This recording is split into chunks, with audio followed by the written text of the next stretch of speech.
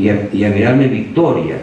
Y aquí hay una recuperación de Gandhi. Gandhi es un fenómeno carismático. Has hecho bien en señalar, Martín, que hay elementos paradójicos, los carismas. Al otro lado, Hitler, es verdad. Hitler se inventa. Estudio la infancia de Hitler, sus orígenes, el tiempo que están en Viena, su bohemia, su odio a los judíos porque trató de ingresar a la Escuela de Bellas Artes y lo rechazaron. No tenía talento para eso, pero le echó la culpa a los judíos, naturalmente. Había un judío que era un poco fresco, ¿no? Porque vivía muy mal, iba a unos albergues para pobres y los albergues los mantenía la familia John Huxley. Me parece que los Huxley después tuvieron grandes facilidades para fugar de Alemania cuando vino su gobierno. Y este personaje, que era un desocupado, tiene el gran momento de su vida en 1914. Yo he visitado Viena y he ido a ver los albergues de la época, los guardan. Son gigantescos, nunca se sabe en caso de crisis. He visto la organización, las camas en fila, la pérdida de vista, y el orden, el rigor germano. ¿Qué hacían ahí? Los que estaban ahí tenían un techo, una sopa, pero los botaban y hacían su cama y salían y limpiaban, iban a trabajar, hacer lo que sea. No, nada de permitirles la pereza. Y Hitler salía, el joven Hitler, que no había podido estudiar en Bellas Artes, y hacía unos dibujitos, hacía unas estampitas y las vendía.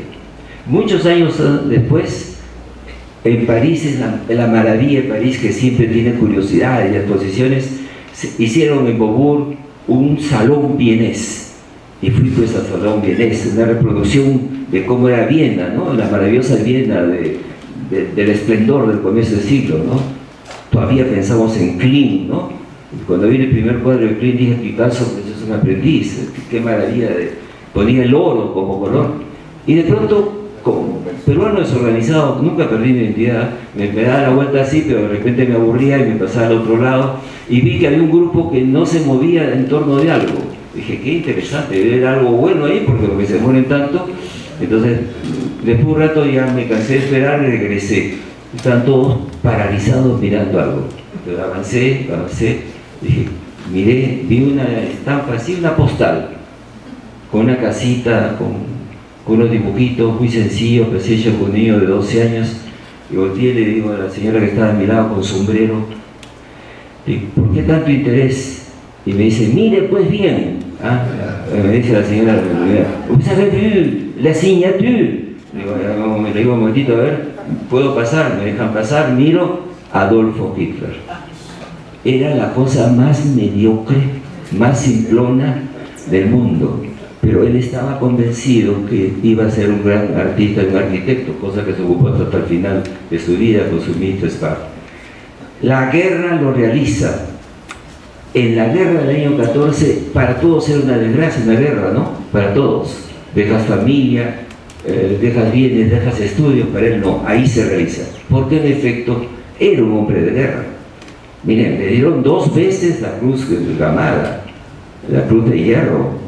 No la regalaban los alemanes, ¿eh? Se la dieron por actos de coraje. Tenían una enorme influencia sobre sus camaradas soldados, lo ascendieron. Fue cabo, salió, y el ejército lo contrata para que siga activo.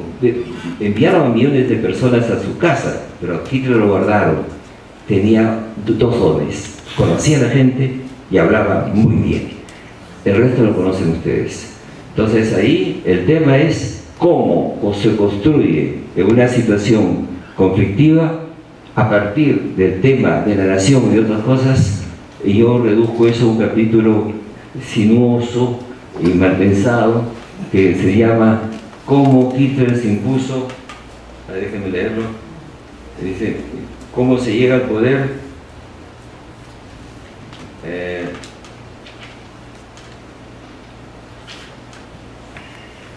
Alemania.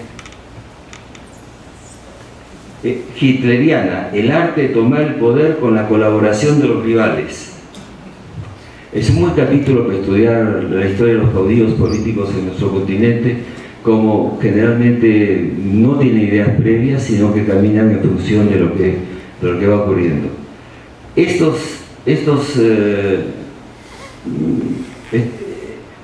tercer lugar donde juega enormemente el elemento religioso y la historia es México.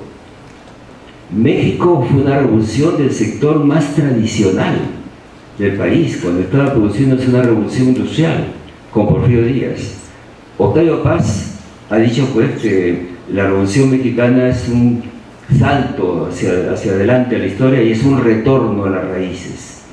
Entonces ese retorno a las raíces tiene un elemento de sacralidad. Son los generales que han ganado la guerra civil con 1 millón de muertos, que tienen entonces una potestad, una legitimidad que viene del sacrificio, lo que les permite formar un partido multiclasista, el PRI, y que va a ganar las elecciones hasta los años 80. Siempre me ha admirado la habilidad del PRI y el caso específico del PRI.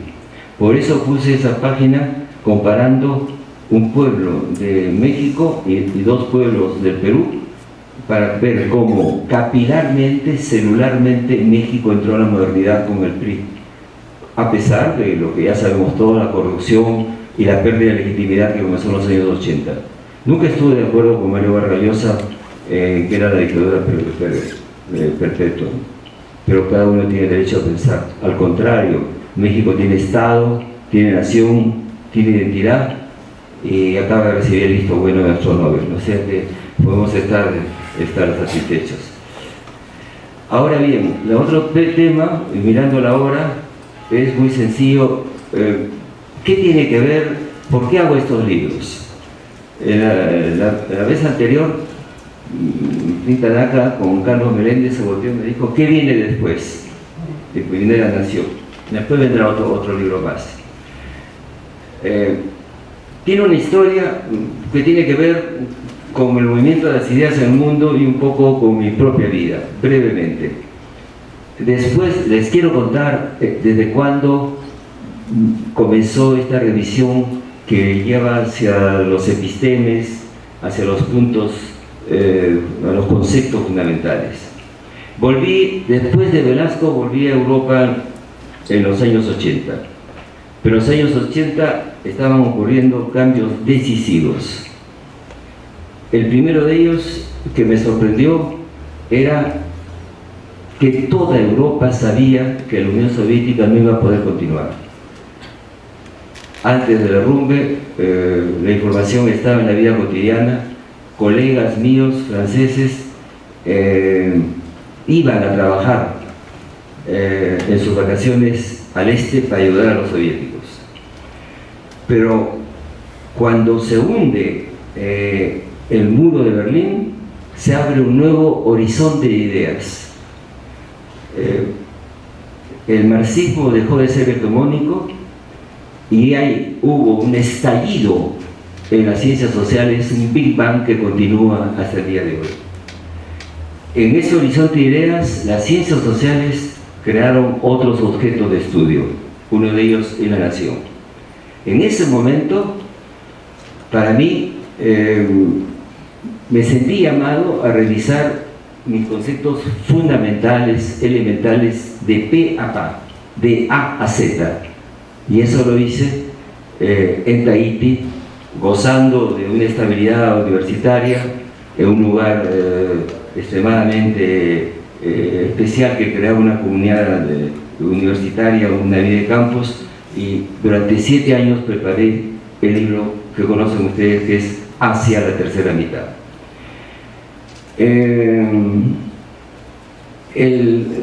Tahití es muy bello, y para vencer la tentación es una isla maravillosa, y todo lo hermoso que puedan pensar lo es. El mar está muy cerca, el cielo es azul, permanentemente, el clima es delicioso, y el edificio que vivíamos había abajo una piscina y en la piscina se bañaban las tahitianas, que son bellísimas, están a la altura de su fama, topless, ¿no? Con las buenas costumbres francesas de dejarlas a las mujeres poder exhibir los pechos. Entonces yo acudí a un método riguroso, voy a escribir la tercera mitad, que se llama el método de la cortina. Tiraba la cortina, cerraba las ventanas, ¿no? Me separaba, me creaba un ambiente de estudio parisino en pleno invierno y no descendía hasta a la piscina hasta la tarde, ¿no? Cuando había terminado de trabajar. Esto como materia de métodos. Ahora bien, para escribir la Nación, tengo otro método, pues. Decidí vivir en otra ciudad que no fuese Lima, porque esa ciudad tiene una biblioteca nacional que me importa mucho, tiene la CEPAL, está cerca de Buenos Aires, y me instalé como casa de campo. Nos instalamos en el barrio de Ñuñoa, en un piso, ¿no? Mis casas son un piso. Y entonces, el otro método es lo que llamo el método Mario Vargas Llosa. Fernando, que tú te lo aprecias y lo quieres tanto como yo también. El método Mario Vargas Llosa es muy sencillo. Uno hace un índice, se limpia los dientes, va al baño, sale y se sienta a trabajar 6, 7 horas hasta que uno termina la unidad del día. Es un método infalible. Con esto se puede hacer un libro de 5, vamos a ver, 5 hojas por día o 8, tienen pluma, fácilmente pues son, en 2 meses tengo 300 páginas, pongamos un mes más de arrepentimientos, tachas, discusiones, descubrimiento de cosas nuevas, pues se puede hacer un libro verdaderamente, pero hay que encerrarse. Es muy curioso, le digo a ambos, les digo a los tres, es muy curioso que la sociología de lo social se tenga que hacer en distancia de lo social. Entonces eso significa una accesis, significa una renuncia a la vida social, renuncia a muchas cosas, a una concentración de trabajo. No es conveniente, como cualquier cosa, como los cursos, no quedarse demasiado tiempo. Entonces mi vida está separada entre el tiempo que escribo libros, que los escribo, y el tiempo que vengo al Perú a ver amigos, a dar clases, etc. Quiero decir un par de cosas más sobre Nación y el corte epistemológico. Comenzó conmigo hace más de 20 años. No creo ninguna forma de causalidad general. Los fenómenos son complejos y eso se lo debe ser muy, muy prudente y modesto. No creo en ningún determinismo. Del determinismo de los amigos marxistas que creyeron que era inevitable la revolución, hemos pasado al determinismo de los ultraliberales que creen que el mercado lo hace todo. No es cierto. Las sociedades son mucho más complejas. Entonces, esto significa, primero, que he estudiado singularidades, ¿no?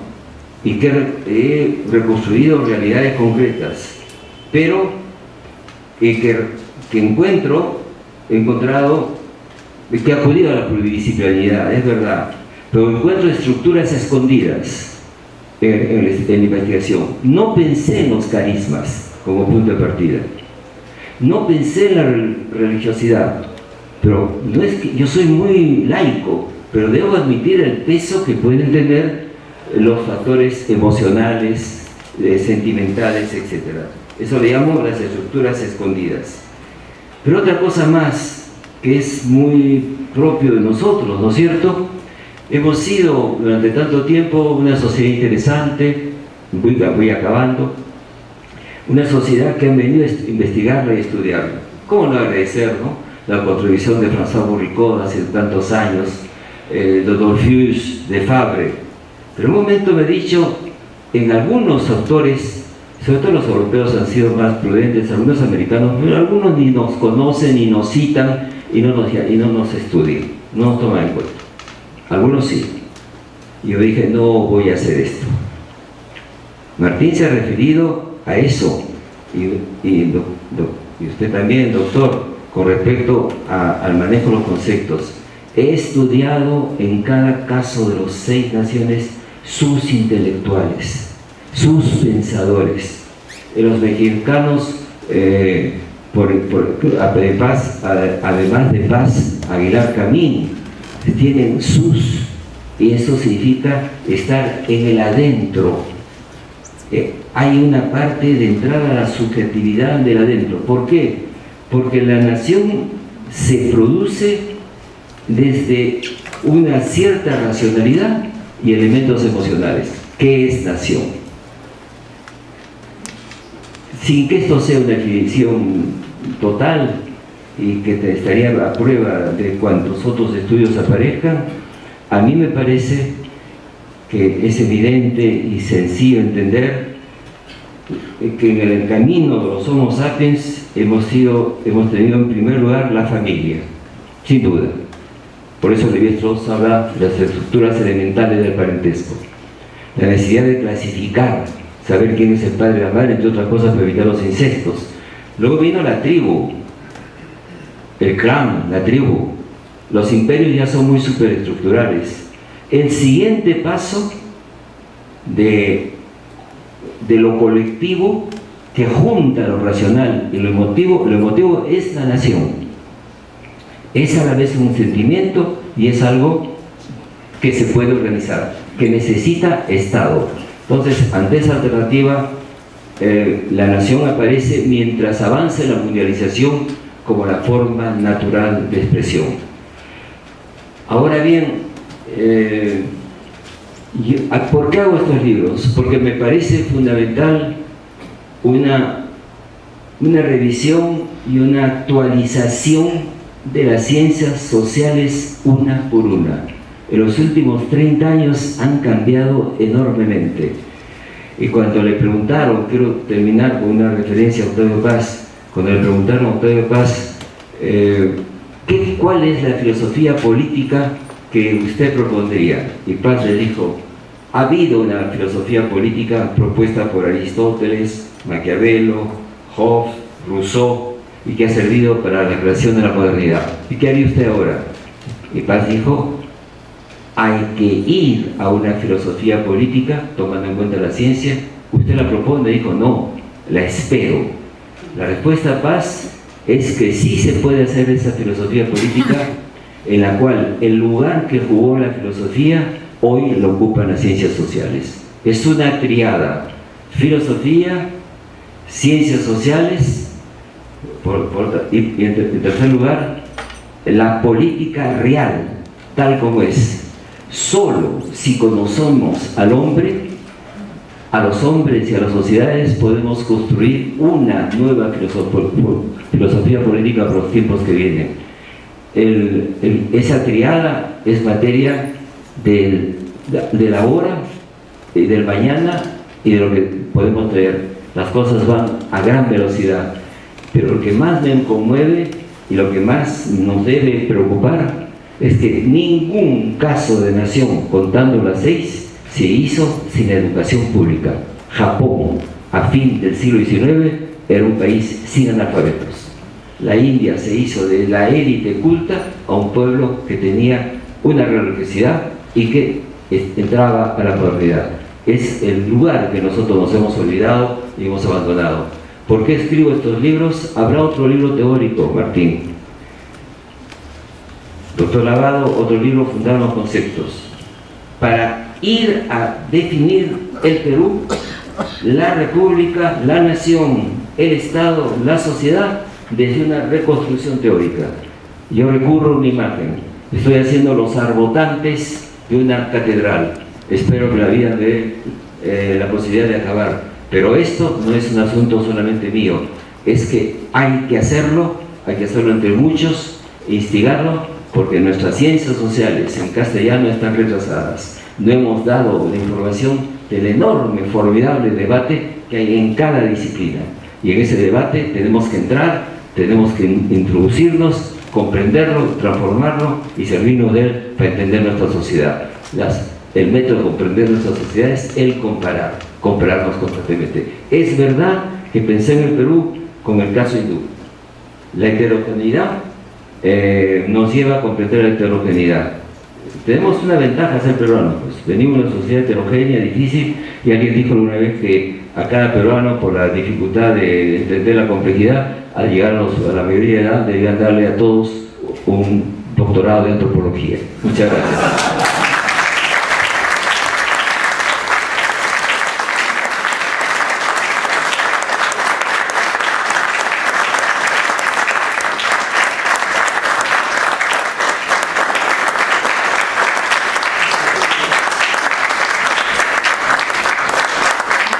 Muchas gracias, doctor Neira, por su vitalidad y por la promesa de nuevos libros y de un compromiso activo por nuestro país. Gracias a todos ustedes por su presencia. Ya escuchamos las campanadas canónicas de las 9 de la noche en San Pedro, así que solo me queda invitarlos a un brindis que nos ofrece el Ministerio de Relaciones Exteriores, representado aquí por el viceministro embajador Fernando Rojas. Buenas noches y muchas gracias a todos ustedes. Gracias.